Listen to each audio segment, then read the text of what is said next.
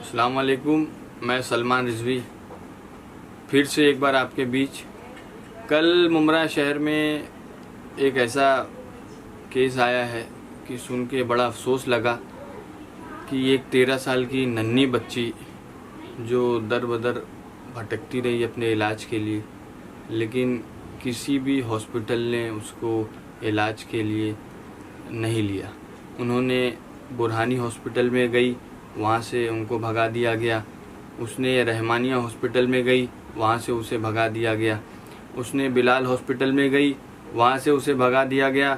उसने prime Criticare hospital में गई, वहाँ पे डॉक्टर की मौजूदगी ही नहीं। मैं ये समझता हूँ कि अगर ऐसे हॉस्पिटल में डॉक्टर नहीं हैं, सुविधाएं नहीं हैं, मैं मांग करता हूँ थाने कमिश्नर से कि इन सभी हॉस्पिटल को बंद कर दिया जाए जहाँ पे लोगों की जान की परवाह ही नहीं है। किसी को मेडिसिन नहीं मिल रही है, किसी के हॉस्पिटल में ऑक्सीजन नहीं है। मैं समझता हूँ कि कहीं ना कहीं इस क्षेत्र के विधायक को इस पे एक्शन लेना पड़ेगा। हमारे आमदार डॉक्टर जितेंद्र आभार साहब को इस पे एक्शन लेना पड़ेगा। अगर इसी कोरोना वायरस की वजह से लोगों की दूसरी बीमारियों का इलाज होना बंद हो जाएगा तो मैं समझता हूँ कि कोरोना वायरस की जो संख्या आज के तारीख में 200 के आसपास है, उससे कई ज़्यादा संख्या ये नॉर्मल मरीज़ों की हो जाएगी। मैं रिक्वेस्ट करता हूँ और मेरी अपील है कि इन चीज़ों पे गौर किया जाए। मैं महाराष्ट्र सरकार से भी अपील करता हूँ कि एक एक्शन लिया जाए। जितने भी ज़रूरी नहीं वो मुमरा में हों हॉस्पिटल, कल्याण, डोंबिवली, थाने, भांडुप घाट के ऊपर जितने भी एरिए में प्राइवेट हॉस्पिटल हैं, सबको एक मेमोरेंडम दिया जाए। ज़रूरी नहीं वो कोरोना पेशेंट ही हो सकता है, उसको हार्ट की भी बीमारी हो सकती है, वो डायलिसिस का भी पेशेंट हो सकता है। तो कहीं ना कहीं लोगों की जान की परवाह करना पड़ेगा साहब, ऐसा नहीं चलेगा। लोगों की बद्दुआएं मत लीजिए, लोगों की आह मत लीजिए। आज आप लोगों के साथ, गरीबों के साथ करेंगे, आने वाला वक्त भी आपके साथ ही होगा। आप उसके लिए कहीं ना कहीं एक्शन आपको लेना पड़ेगा।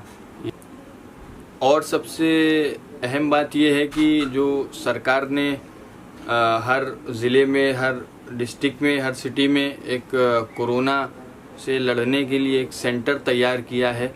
मैं ये चाहता हूँ कि, और एक रिक्वेस्ट है, एक अपील है सरकार से, हमारे क्षेत्र के विधायक से, कि जिस तरीके से आपने कोरोना के लिए एक सेंटर तैयार किया है ताकि हॉस्पिटल कम पड़ रहे हैं, बेड्स कम पड़ रहे हैं, तो मैं उनसे एक अपील ये भी करूँगा कि दूसरी बीमारियों के लिए भी वो एक सेंटर तैयार करें।